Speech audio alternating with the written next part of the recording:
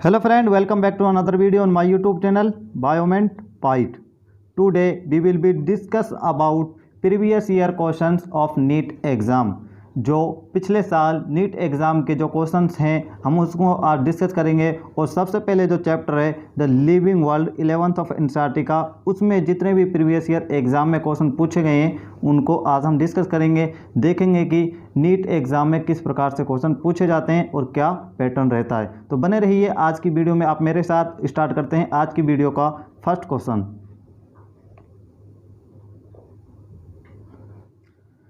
Question number first आपके पास क्या दिया है? क्वेश्चन नंबर फर्स्ट है it is much easier for a small animals to run up hill than for a large animal because. Question number first क्या है आपको मैं समझा दूँ। क्वेश्चन नंबर फर्स्ट क्या दिया है कि जो लार्ज एनिमल हैं उनकी तुलना में जो स्मॉल एनिमल्स होते हैं उनको पहाड़ी पर चढ़ना या ऊंचाई पर चढ़ना ज़्यादा इजी होता है as compare to large animal के। इसका रीज़न क्या है यह आपसे क्वेश्चन पूछा गया है।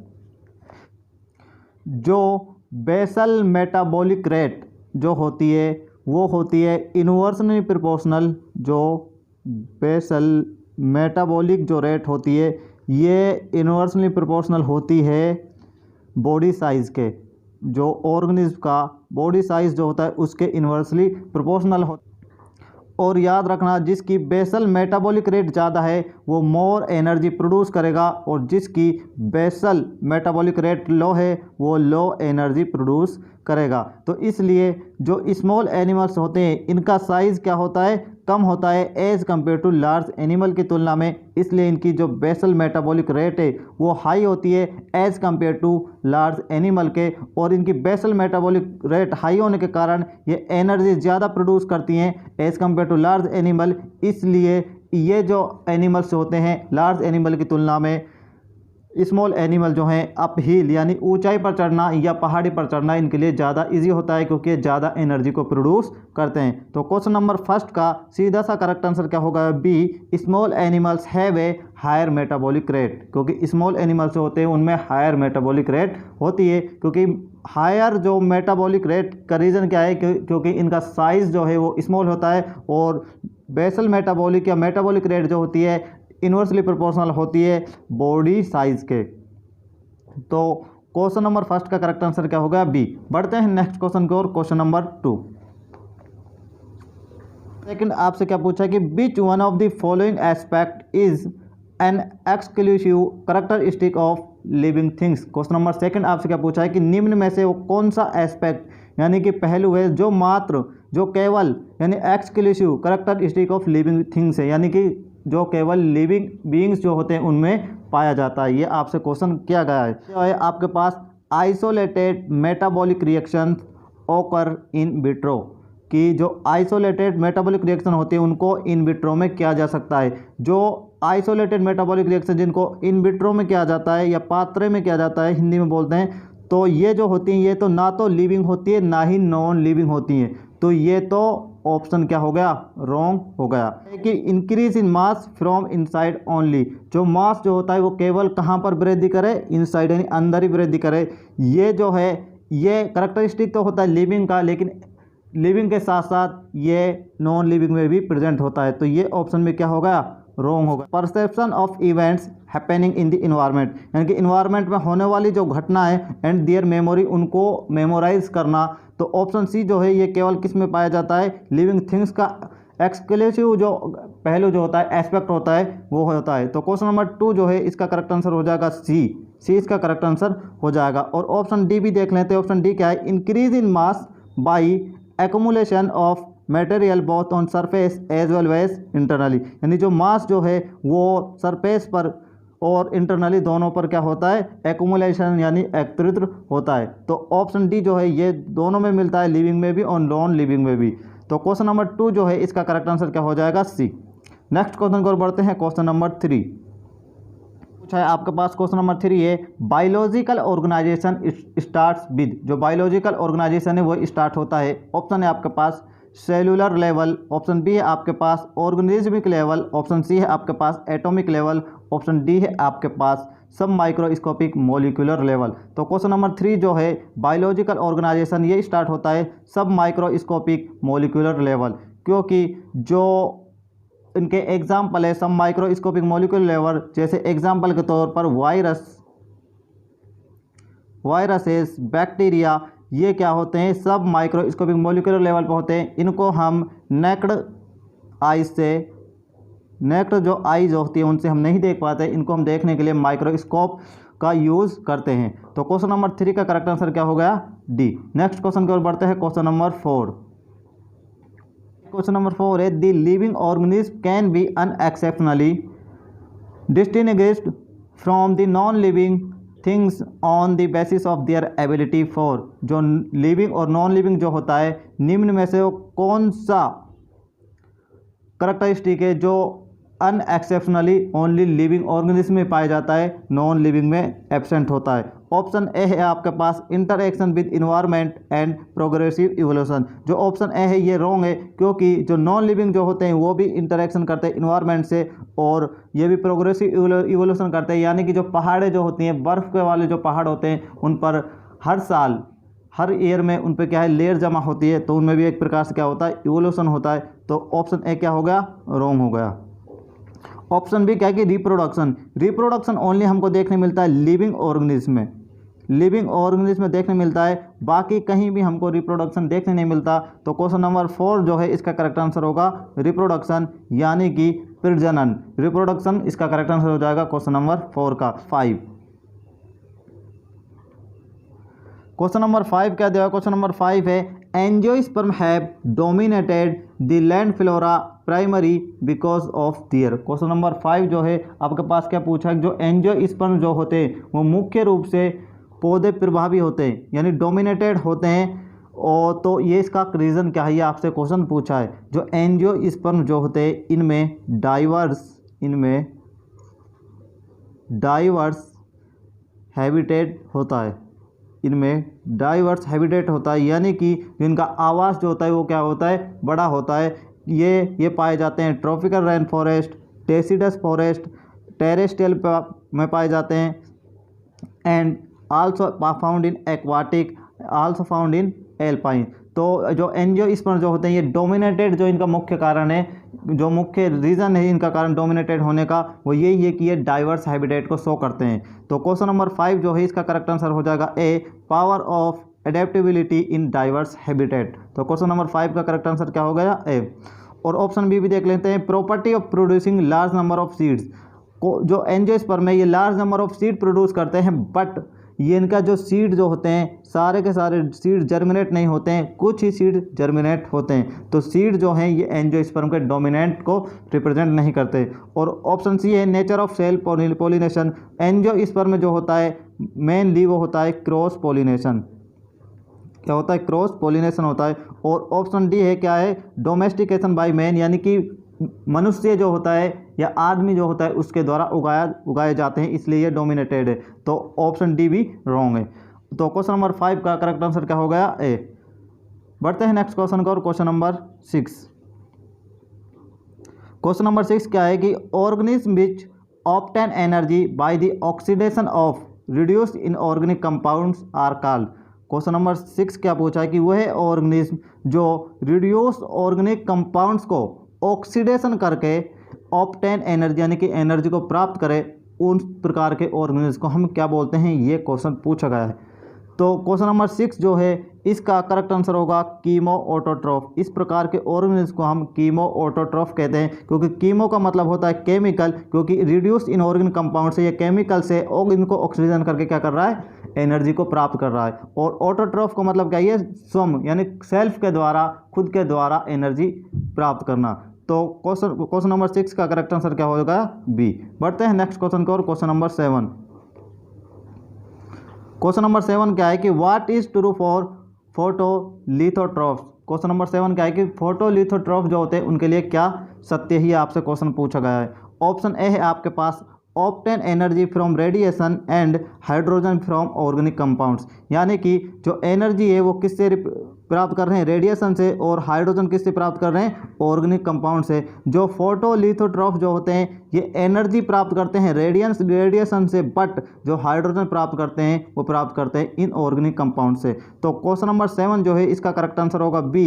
ए भी रॉन्ग हो जाएगा और सी और डी ये दोनों क्या हो जाएंगे रॉन्ग हो जाएंगे। तो क्वेश्चन नंबर 7 जो है इसका करेक्ट आंसर क्या है बी, क्योंकि फोटोलिथोट्रॉफ जो होते हैं ये एनर्जी जो प्राप्त करते हैं वो करते हैं रेडिएशन से, यानी विकिरण जो होती हैं, रेडिएशन को हिंदी में बोलते हैं विकिरण, एंड हाइड्रोजन जो प्राप्त करते हैं अकार्बनिक कंपाउंड्स यानी कि इनऑर्गेनिक यौगिक जो होते हैं उनसे प्राप्त करते हैं। बढ़ते हैं नेक्स्ट क्वेश्चन को, और क्वेश्चन नंबर 8। क्वेश्चन नंबर 8 क्या है कि first life on earth was. Question number 8 क्या पूछा है कि पृथ्वी पर जो प्रथम जीव था वो किस प्रकार थे, या प्रथम जो लाइफ थी वो कैसी थी। ऑप्शन ए है आपके पास साइनोबैक्टीरिया, ऑप्शन बी है आपके पास कीमो हेटरोट्रॉफ्स, ऑप्शन सी है आपके पास ऑटोट्रॉफ्स, ऑप्शन डी है आपके पास फोटो ऑटोट्रॉफ्स। तो क्वेश्चन नंबर 8 जो है इसका करेक्ट आंसर होगा कीमो हेटरोट्रॉफ। जो पृथ्वी पर जो फर्स्ट लाइफ थी वो थी कीमो हेटरोट्रॉफ। तो बढ़ते हैं नेक्स्ट क्वेश्चन की ओर, क्वेश्चन नंबर 9। क्वेश्चन नंबर 9 क्या है कि the most important feature of all living system is to. जो लिविंग सिस्टम जो होते हैं, जितने भी लिविंग सिस्टम होते हैं उसमें मोस्ट इंपॉर्टेंट जो फीचर है वो क्या है। तो जो लिविंग सिस्टम है जो मोस्ट इंपॉर्टेंट फीचर जो होता है वो होता है रेप्लिकेट, वो होता है replicate genetic information. Genetic information यानी कि जो जेनेटिक इन्फॉर्मेशन होती है उसको रेप्लिकेट करना ऑल लिविंग सिस्टम का क्या होता है इंपॉर्टेंट फीचर होता है, क्योंकि इस रेप्लिकेट जेनेटिक इन्फॉर्मेशन को वो अगली पीढ़ी यानी अगली जनरेशन है जो उसको ट्रांसफ़र करता है। तो क्वेश्चन नंबर 9 जो है इसका करेक्ट आंसर होगा B, replicate the genetic information. बढ़ते हैं नेक्स्ट क्वेश्चन को, और क्वेश्चन नंबर 10। क्वेश्चन नंबर 10 क्या है कि the book Genera Plantarum was written by. जो बुक है जेनेरा प्लांटेरम ये किसके द्वारा लिखी गई। तो जेनेरा प्लांटेरम जो बुक है ये लिखी गई थी बेंथम एंड हुकर के द्वारा। तो क्वेश्चन नंबर 10 जो है करेक्ट आंसर क्या हो जाएगा डी। नेक्स्ट क्वेश्चन को बढ़ते हैं, क्वेश्चन नंबर 11। क्वेश्चन नंबर 11 क्या है कि स्टडी ऑफ फॉसिल्स यानी कि जीवाश्म के अध्ययन को क्या कहते हैं, इसको कहते हैं पैलेंटियोलॉजी। तो क्वेश्चन नंबर 11 जो है इसका करेक्ट आंसर होगा ए, पैलेंटियोलॉजी। और हर्पेटोलॉजी कहते हैं हम स्टडी ऑफ रेप्टाइल्स। रेप्टाइल्स के अध्ययन को हम क्या बोलते हैं स्टडी ऑफ हर्पेटोलॉजी। और सोरोलॉजी बोलते हैं हम स्टडी ऑफ लिजार्ड। लिजार्ड्स जो होते हैं उनकी स्टडी क्या बोलते हैं हम सोरोलॉजी बोलते हैं। बढ़ते हैं नेक्स्ट क्वेश्चन को, और क्वेश्चन नंबर 12। क्वेश्चन नंबर 12 क्या है कि homeostasis is organism is. Homeostasis का मीनिंग होता है कि सेल्फ रेगुलेशन। इसका मीनिंग क्या होता है कि सेल्फ रेगुलेशन यानी कि खुद के द्वारा नियमन करना। ये क्या कहलाता है होम्योस्टेटिस। यानी कि जो बाह्य फैक्टर होते हैं, एक्सटर्नल फैक्टर जो होते हैं उनके प्रति जो इंटरनल जो बॉडी होती है उसको बनाए रखना, उसको चेंज ना करना एक्सटर्नल फैक्टर के अकॉर्डिंग, उसको ही बोलते हैं होम्योस्टेटिस। तो क्वेश्चन नंबर 12 जो है इसका करेक्ट आंसर होगा टेंडेंसी टू रेजिस्टेंट चेंज, यानी जो चेंज होता है उसके प्रति रेजिस्टेंट बनाए रखना या प्रतिरोध बनाए रखना क्या कहलाता है होम्योस्टेटिस। तो क्वेश्चन नंबर 12 का करेक्ट आंसर क्या हो गया बी। नेक्स्ट क्वेश्चन को पढ़ते हैं, क्वेश्चन नंबर 13 है employment of hereditary principle in the improvement of human race is. यानी कि मनुष्य के इम्प्रूवमेंट के लिए हेरिडेटरी प्रिंसिपल का अनुप्रयोग करना या यूज़ करना क्या कहलाता है, ये आपसे क्वेश्चन पूछा है। तो क्वेश्चन नंबर जो 13 है इसका करेक्ट आंसर होगा यूजेनिक्स। यूजेनिक्स जो है इसमें हम ह्यूमन रेस को या ह्यूमन्स के प्रति इम्प्रूवमेंट करने के लिए हेरिडेटरी प्रिंसिपल का उपयोग करते हैं, उसको बोलते हैं यूजेनिक्स, उसको हम बोलते हैं। और ऑप्शन ए क्या दिया है कि यूथेनिक्स। यूथेनिक्स क्या होता है, इसमें हम जो ह्यूमन्स जो होते हैं उसके लिए उसकी लाइफ के प्रति जो उसकी लाइफ जो होती है उसमें इम्प्रूवमेंट एंड इन्वायरमेंट जो होता है उसके इम्प्रूवमेंट की स्टडी करते हैं। इन्वायरमेंट एंड ह्यूमन लाइफ जो होती है उसके इम्प्रूवमेंट की स्टडी क्या कहलाती है यूथेनिक्स कहलाती है। और ऑप्शन सी क्या है कि यूफेनिक्स। यूफेनिक्स क्या होता है कि study of body functions and treatment of hereditary defect, यानी कि जो ह्यूमन बींग्स जो होते हैं उसके बॉडी फंक्शन की स्टडी एंड जो हेरिडेटरी डिफेक्ट यानी कि वंशानुगत जो डिजीज़ जो होती हैं डिजीज़ का अध्ययन करना बाई जेनेटिक इंजीनियर के द्वारा, तो ये क्या क्या कहलाता है, यूफेनिक्स कहलाता है। और ऑप्शन डी क्या है कि इथिनोलॉजी क्या कहलाता है कि study of different races of mankind, their distribution and relationship and activities क्या कहलाता है, इथिनोलॉजी कहलाता है। तो क्वेश्चन नंबर 13 जो है इसका करेक्ट आंसर हो गया बी। नेक्स्ट क्वेश्चन की ओर बढ़ते हैं, क्वेश्चन नंबर 14। क्वेश्चन नंबर 14 क्या दिया है, क्वेश्चन नंबर 14 है static concept of species was put forward by. Question number 14 क्या है कि जो स्थिर जाति संकल्पना, यानी कि स्टैटिक कॉन्सेप्ट जो है स्पीसीज, स्थिर जाति संकल्पना किसके द्वारा प्रस्तावित की गई है, आपसे क्वेश्चन पूछा है। तो स्टैटिक कॉन्सेप्ट का मीनिंग क्या है कि स्टैटिक कॉन्सेप्ट ऑफ स्पीसीज का मीनिंग क्या है कि वन स्पीसीज जो है इसका अनदर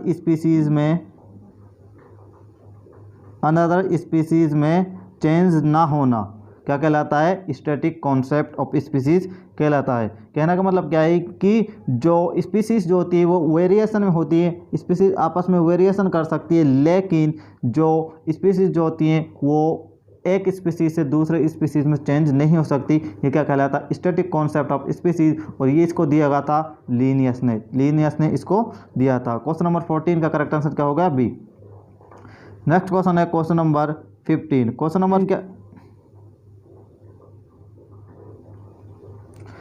नंबर 15 क्या पूछा है कि nomenclature is governed by certain universal rules, which one of the following is contrary to the rules of nomenclature. Question number 15 जो है आपके पास क्या पूछा है, जो नोमेनक्लेचर जो होता है, नोमेनक्लेचर यानी कि नाम पद्धति जो होती है, ये सर्टेन यूनिवर्सल रूल्स के अकॉर्डिंग क्या है, दी जाती है। और क्वेश्चन क्या पूछा है कि निम्न में से कौन सा, ये क्या ऑप्शन दिए हुए, निम्न में से कौन सा नोमेनक्लेचर के प्रति सही नहीं है, या नोमेनक्लेचर के प्रति जो पालन नहीं करता है, ये आपसे क्वेश्चन पूछा है। तो ऑप्शन ए है आपके पास, biological names can be written in any language. तो ऑप्शन ए ही इसके प्रति नहीं है, क्योंकि जो बायोलॉजिकल नेम जो होते हैं ये किसी भी लैंग्वेज में नहीं लिखे जा सकते। तो क्वेश्चन नंबर 15 जो है इसका करेक्ट आंसर हो जाएगा ए, क्योंकि जो यही रूल्स ऑफ नोमेनक्लेचर के प्रति क्या है, सही नहीं है। नेक्स्ट क्वेश्चन को बढ़ते हैं, क्वेश्चन नंबर 16। क्वेश्चन नंबर 16 क्या है कि the common characteristic between tomato and potato will be maximum at the level of their. जो टोमेटो एंड पोटैटो में कॉमन कैरेक्टरिस्टिक होते हैं वो मैक्सिमम किस लेवल पर होते हैं। तो टोमेटो और पोटैटो जो होते हैं ये एक ही फैमिली से बिलोंग करते हैं, वो फैमिली है सोलेनेसी फैमिली। कौन सी फैमिली है, सोलेनेसी फैमिली से बिलोंग करते हैं। तो जो फैमिली लेवल पर इनमें मैक्सिमम कॉमन कैरेक्टरिस्टिक देखने मिलेंगे। तो क्वेश्चन नंबर 16 जो है इसका करेक्ट आंसर होगा बी। नेक्स्ट क्वेश्चन की ओर बढ़ते हैं, क्वेश्चन नंबर 17। क्वेश्चन नंबर 17 क्या पूछा है कि which one of the following organism is scientifically correctly named, correctly printed according to the international rules of nomenclature and correctly described. Question number 17 क्या पूछा है कि निम्नलिखित में से किस एक ऑर्गेनिज्म का सही जो साइंटिफिकली नेम है, जो नोमेनक्लेचर के जो इंटरनेशनल जो रूल्स है उनके अकॉर्डिंग सही छापा हुआ है, सही प्रिंटेड है एंड उसका वर्णन सही से डिस्क्राइब किया गया है, ये आपसे क्वेश्चन पूछा है। तो ऑप्शन ए देखते हैं। ऑप्शन ए क्या है कि मस्का डोमेस्टिका। मस्का डोमेस्टिका जो साइंटिफिक नेम होता है वो होता है हाउस फ्लाई का। जो हाउस फ्लाई जो होती है उसका साइंटिफिक नेम होता है। तो इसके लिए क्या दिया है कि द कॉमन हाउस लिजार्ड। तो ये क्या हो गया, रॉन्ग होगा, ये कॉमन हाउस लिजार्ड नहीं है, ये कॉमन हाउस क्या होती है, हाउस फ्लाई होती है। तो ऑप्शन ए क्या हो गया, रॉन्ग। ऑप्शन बी क्या है कि प्लाज्मोडियम फैल्सीपेरम। प्लाज्मोडियम फैल्सीपेरम क्या है, ये एक प्रोटोजोआ होता है एंड ये मलेरिया जो डिजीज़ है, मलेरिया डिजीज़ के लिए क्या होता है, रेस्पॉन्सिबल होता है। तो इसके लिए क्या दिया है कि a protozoan pathogen causing the most serious type of malaria. तो ऑप्शन बी जो है ये राइट है, क्योंकि जो प्लाज्मोडियम फैल्सीपेरम क्या है, प्रोटोजोआ होता है, यहाँ तक ये सही है। और किसके लिए पैथोजन होता है, most serious type of malaria. तो ये ऑप्शन बी जो है ये राइट है। ऑप्शन सी क्या दिया है कि ऑप्शन सी है फेलिस टाइग्रिस, और इसके लिए क्या दिया है कि दी इंडियन टाइगर वेल प्रोटेक्ट इन गिर फॉरेस्ट। जो यहाँ तक ये सही है कि ये इंडियन टाइगर है, लेकिन ये प्रोटेक्ट किया जाता है सुंदरवन द्वारा। किसके द्वारा? सुंदरवन जो होते हैं उनके द्वारा ये प्रोटेक्ट यानी सुरक्षित किए जाते हैं। तो ऑप्शन सी भी क्या हो गया? रॉन्ग। ऑप्शन डी क्या है आपके पास? इकोलाई। इकोलाई का फुल फॉर्म होता है इस्चेराई कोलाई। तो इसका फुल नेम क्या है कि एंटमीबा कोलाई दिया है, तो ये भी क्या होगा? रॉन्ग हो गया। और आगे क्या है कि a commonly occurring bacterium in human intestine, यहाँ तक तो ये सही है, इसके बाद जो है यहाँ तक ये सही है, तो ये भी क्या हो गया? रॉन्ग। तो क्वेश्चन नंबर 17 जो है इसका करेक्ट आंसर क्या होगा? बी। नेक्स्ट क्वेश्चन को बढ़ते हैं, क्वेश्चन नंबर 18 क्या है कि which one of the following animals is correctly matched with its particular named taxonomic category. जो क्वेश्चन नंबर 18 है ये क्या जाए कि निम्न में से वो कौन सा ऑर्गेनिज्म है जो अपने स्पेसिफिक नेम या पर्टिकुलर नेम के द्वारा ये टैक्सोनॉमिक कैटेगरी में सही मिलाया गया है, करेक्ट मिलाया गया है, ये आपसे क्वेश्चन पूछा है। तो ऑप्शन ए है आपके पास टाइगर, और इसके लिए क्या दिया गया? जो टाइग्रिस जो है ये एक स्पीसीज होती है, तो ऑप्शन ए ही राइट है। जो टाइगर जो होता है और इसकी टाइग्रिस जो होती है ये क्या है? स्पीसीज को शो करता है। तो ऑप्शन ए जो है क्वेश्चन नंबर 18 के लिए करेक्ट हो जाएगा। ऑप्शन बी भी देख लेते हैं, कटल फिश। कटल फिश क्या है? एक मोलास्क का, यहाँ तक सही है, लेकिन मोलास्क का क्लास नहीं है, मोलास्क का होता है एक फाइलम। ये क्या होता है? फाइलम होता है। ऑप्शन सी क्या है कि ह्यूमंस। ह्यूमंस प्राइमेट में आते हैं, लेकिन प्राइमेट फैमिली नहीं होती, प्राइमेट होता है ऑर्डर। तो ये भी क्या हो गया? रॉन्ग हो गया। ऑप्शन डी क्या है कि हाउस फ्लाई। ये होता है मस्का। मस्का जो होता है ये रिप्रेजेंट करता है जीनस को, लेकिन ये ऑर्डर को रिप्रेजेंट नहीं करता, तो ये भी क्या हो गया? रॉन्ग। तो क्वेश्चन नंबर 18 जो है इसका करेक्ट आंसर क्या हो गया? ए। नेक्स्ट क्वेश्चन पर बढ़ते हैं, क्वेश्चन नंबर 19। क्वेश्चन नंबर 19 क्या है कि ICBN स्टैंड फॉर। तो ICBN का पूरा नाम क्या है? ये आपसे क्वेश्चन पूछा है। इसका जो आंसर होगा वो होगा A International Code of Botanical Nomenclature. जो पादपों के नामकरण के लिए जो अंतर्राष्ट्रीय जो नामकरण पद्धति के लिए बनाई गई है वो क्या होती है? ICBN, और इसकी फुल फॉर्म होती है international Code of Botanical nomenclature. तो क्वेश्चन नंबर जो 19 जो है इसका करेक्ट आंसर क्या है? ए। नेक्स्ट क्वेश्चन पर बढ़ते हैं, क्वेश्चन नंबर 20 क्या है कि phonetic classification is based on. जो फेनेटिक क्लासिफिकेशन है वो किस पर बेस्ड होता है? तो फेनेटिक क्लासिफिकेशन जो ये बेस्ड होता है observable characteristic of existing organism, यानी कि जो ऑर्गेनिज्म के एक्सटर्नल जो कैरेक्टरिस्टिक है उन पर बेस्ड होता है फेनेटिक क्लासिफिकेशन।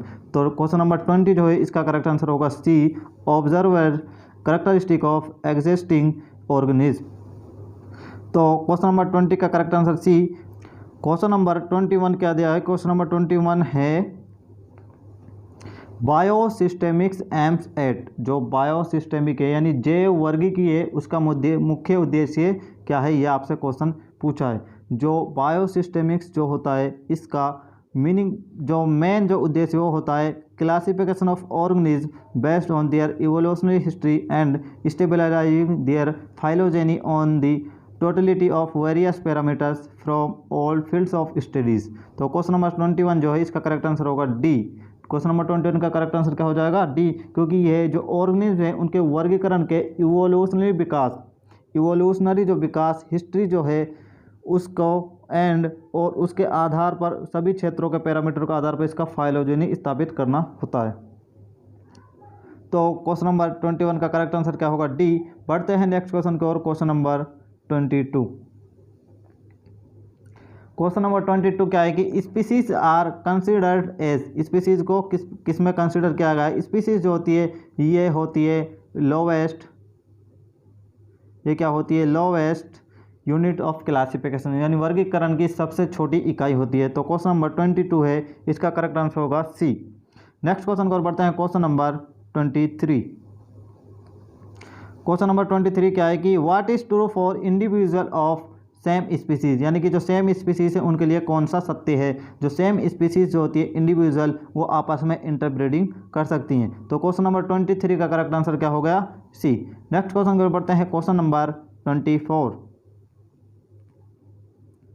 क्वेश्चन नंबर जो 24 है वो क्या दिया हुआ है कि the practical purpose of classification of living organism is to.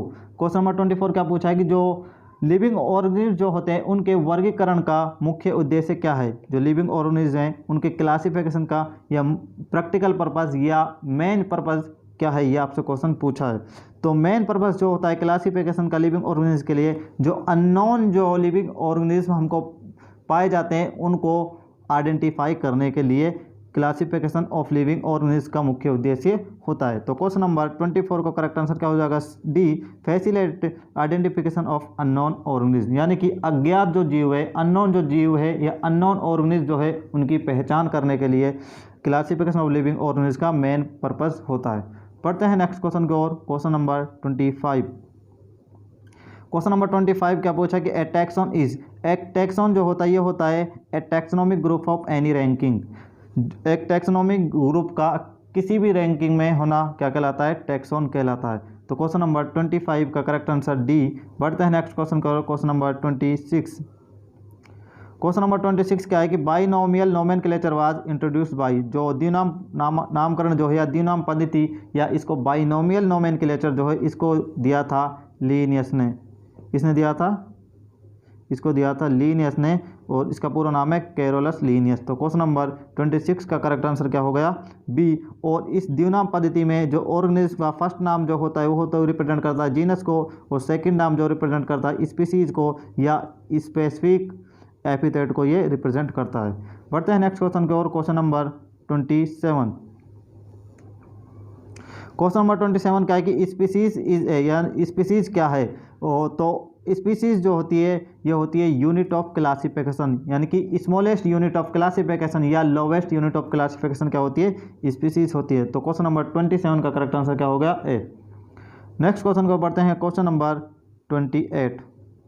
Question number 28 क्या है कि binomial nomenclature consist of two words, जो बाइनोमियल नोमेनक्लेचर में जो टू वर्ड्स होते हैं वो कौन कौन से होते हैं। किसी भी ऑर्गेनिज्म का जब बाइनोमियल नोमेनक्लेचर के अनुसार नामकरण किया जाता है, नोमेनक्लेचर किया जाता है, उसका जो फर्स्ट जो वर्ड रिप्रेजेंट करता है वो रिप्रेजेंट करता है जीनस को, और सेकंड वाला जो रिप्रेजेंट करता है वो करता है स्पीसीज को या स्पेसिफिक एपिथेट को वो रिप्रेजेंट करता है। तो क्वेश्चन नंबर 78 का करेक्ट आंसर क्या होगा, A, genus and species.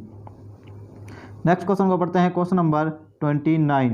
Without phylogeny is similar to bones without flesh is the statement of. Question number 29 है, इसमें आपसे क्वेश्चन क्या पूछा है कि जो टैक्सोनॉमी है वो विदाउट फाइलोजेनी के इस प्रकार होती है जिस प्रकार बोन्स विदाउट फ्लैश, यानी जो मांस जो होता है उसमें बोन्स में मांस ना हो। तो ये इस स्टेटमेंट दिया था तख्तजान ने। ये स्टेटमेंट किसने दिया था, तख्ताजन ने ये स्टेटमेंट दिया था कि टैक्सोनॉमी विदाउट फाइलोजेनी, यानी कि विदाउट फाइलोजेनी की जो टैक्सोनॉमी जो होती है वो सिमिलर होती है बोन्स विदाउट फ्लैश, यानी कि बोन्स जो होती हैं वो विदाउट फ्लैश के होती हैं, यानी विदाउट मास के होती हैं। तो क्वेश्चन नंबर 29 का करेक्ट आंसर क्या होगा, सी। नेक्स्ट क्वेश्चन को पढ़ते हैं, क्वेश्चन नंबर 30। क्वेश्चन नंबर 30 क्या है कि binomial nomenclature means, binomial nomenclature का क्या अर्थ है, ये आपसे क्वेश्चन पूछा है। जो बाइनोमियल नोमेनक्लेचर जो होता है इसमें ऑर्गेनिज्म के दो वर्ड से नाम लिखा जाता है। एक होता है, एक रिप्रेजेंट करता है जीनस को जो फर्स्ट वाला जो होता है, और सेकंड रिप्रेजेंट करता है स्पीसीज या स्पेसिफिक एपिथेट को वो रिप्रेजेंट करता है। अब देखते हैं ऑप्शन क्या क्या दिए हैं। ऑप्शन ए है one name given by two scientist, यानी एक नेम को दो साइंटिस्ट दे सकते हैं, और ये रॉन्ग है। ऑप्शन बी क्या है कि one scientific name consisting of A generic and दूसरा क्या है स्पेसिफिक एपिथेट। तो ऑप्शन बी जो है ये राइट है, जो वन साइंटिफिक नेम जो है वो रिप्रेजेंट करता है जेनेरिक या जीनस को, और सेकंड रिप्रेजेंट करता है स्पीसीज या स्पेसिफिक एपिथेट को। तो क्वेश्चन नंबर 30 का करेक्ट आंसर क्या हो गया, बी। नेक्स्ट क्वेश्चन पर बढ़ते हैं, क्वेश्चन नंबर 31। क्वेश्चन नंबर दिया कि लीनियस इज क्रेडिट विद, जो लीनियस जो है इसको किसका क्रेडिट दिया जाता है। तो लीनियस ने क्या दिया थी, बाइनोमियल नोमेनक्लेचर, इसने बाइनोमियल नोमेनक्लेचर इसने दी थी लीनियस ने। तो क्वेश्चन नंबर 31 जो है इसका करेक्ट आंसर हो जाएगा ए।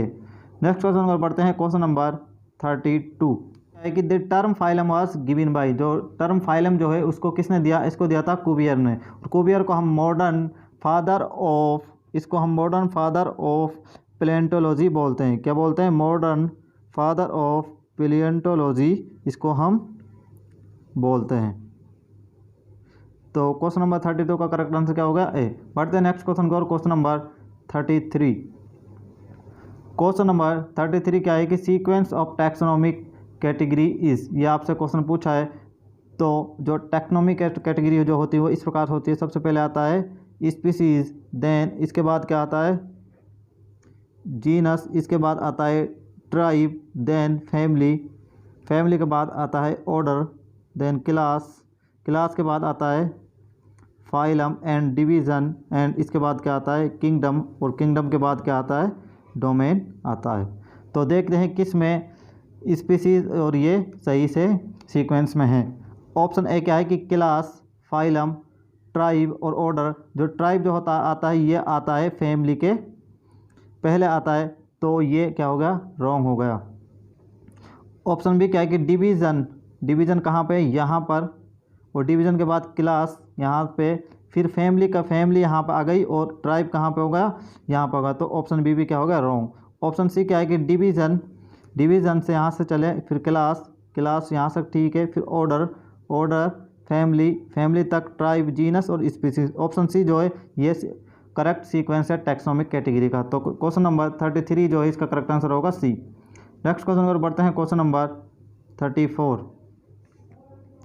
क्वेश्चन नंबर 34 क्या दिया है कि an important criterion for modern day classification, यानी कि आधुनिक समय में हम जो क्लासिफिकेशन का क्राइटेरिया इस्तेमाल करते हैं वो किस पर बेस्ड है। यह आपसे क्वेश्चन पूछा है और इसका आंसर होगा B, anatomical and physiological test. जो एनाटॉमिकल यानी और फिजियोलॉजिकल जो लक्षण जो होते हैं उनके आधार पर हम मॉडर्न डे के अकॉर्डिंग क्लासिफिकेशन करते हैं। तो क्वेश्चन नंबर जो 34 इसका करेक्ट आंसर क्या हो जाएगा बी। नेक्स्ट क्वेश्चन को बढ़ते हैं, क्वेश्चन नंबर 35। क्वेश्चन नंबर 35 क्या है कि Linnaeus evolve A system of nomenclature का, जो लीनियस ने जो सिस्टम इवॉल्व किया था वो क्या कहलाता है, वो था बाइनोमियल नोमेनक्लेचर इसने दिया था, जिसमें एक जो ऑर्गेनिज्म जो होता है उसके जो फर्स्ट नेम जो होता है वो रिप्रेजेंट करता है जीनस को, और सेकंड का रिप्रेजेंट करता है स्पीसीज या स्पेसिफिक एपिथेट को रिप्रेजेंट करता है। तो क्वेश्चन नंबर 35 करेक्ट आंसर क्या है सी। और क्वेश्चन नंबर 36 क्या है, बेसिक यूनिट और smallest taxon of taxonomy classification is, जो बेसिक यूनिट जो होती है क्लासिफिकेशन वो क्या होती है स्पीसीज। तो क्वेश्चन नंबर 36 का करेक्ट आंसर क्या हो गया ए। नेक्स्ट क्वेश्चन को पढ़ते हैं, क्वेश्चन नंबर 37। क्वेश्चन नंबर 37 क्या है कि the term new systematics was introduced by, जो टर्म न्यू सिस्टेमिक दिया गया है वो किसके द्वारा दिया गया है, ये वो टर्म दिया गया था जूलियन हक्सले द्वारा। तो क्वेश्चन नंबर 37 का करेक्ट आंसर क्या हो गया जूलियन हक्सले। नेक्स्ट क्वेश्चन पर पढ़ते हैं, क्वेश्चन नंबर 38 क्या पूछा है कि which one of the following is not A correct statement, निम्न में से कौन सा करेक्ट स्टेटमेंट नहीं है। ऑप्शन ए है आपके पास botanical gardens have collection of living plants for reference. Option A क्या जाएगी, जो बोटनिकल गार्डन जो होते हैं वो जीवित जीवों का संग्रहण करते हैं। ऑप्शन ए जो है सही है। Option museum has collection of photographs of plants and animals, यानी कि जो म्यूजियम जो है वो प्लांट्स और एनिमल के जो फोटोग्राफ उनको संग्रहण करता है। तो ऑप्शन बी क्या है रॉन्ग है, जो म्यूजियम जो है वो एनिमल्स और प्लांट्स के फोटोग्राफ को संग्रहण नहीं करता है। तो इस क्वेश्चन के लिए ये ऑप्शन क्या हो जाएगा करेक्ट नहीं है। तो क्वेश्चन नंबर 38 का करेक्ट आंसर क्या है बी। और सी क्या जाएगी कि is a taxonomic aid for identification of specimen. तो ऑप्शन सी भी सही है, जो कुंजी जो है कुंजी जो होती हैं की जो होती हैं वो नमूनों यानी स्पेसिमेन को पहचानने के लिए हेल्प करती हैं। तो ऑप्शन सी सही है। ऑप्शन डी क्या है कि herbarium houses dried pressed and preserved plant specimen. Option D भी सही है, जो हर्बेरियम जो होते हैं वो प्लांट स्पेसिमेन यानी प्लांट नमूने को ड्राइड एंड सुखाकर उनको प्रेस एंड दबाकर प्रिजर्व करते हैं। तो ऑप्शन डी भी राइट है। तो क्वेश्चन नंबर 38 का करेक्ट आंसर क्या है बी। ये थे 38 क्वेश्चन जो कि द लिविंग वर्ल्ड चैप्टर से नीट के प्रीवियस ईयर एग्जाम में पूछे गए थे। उम्मीद है कि आपको ये क्वेश्चन अच्छे से समझ आए होंगे और देखा होगा कि नीट में किस प्रकार से क्वेश्चन पूछे जाते हैं, कितना लेवल होता है, हाई होता है या लो होता है और किस पैटर्न पर क्वेश्चन पूछे जाते हैं। उम्मीद है कि आपको ये वीडियो पसंद आई होगी। यदि आपको ये वीडियो पसंद आई तो इसको लाइक करें और कमेंट करें और शेयर करें और हमारे चैनल बायोमेंट बाइट को जरूर सब्सक्राइब करें। और आने वाली जो वीडियो होगी प्रीवियस ईयर एग्जाम के जो क्वेश्चन होंगे वो होंगे बायोलॉजिकल क्लासिफिकेशन यानी कि 11th ऑफ एनसीईआरटी का चैप्टर नंबर 2 को हम करेंगे। तब तक आप हमारे चैनल को सब्सक्राइब कर लें और बेल आइकन को दबा लें। Thank you very much.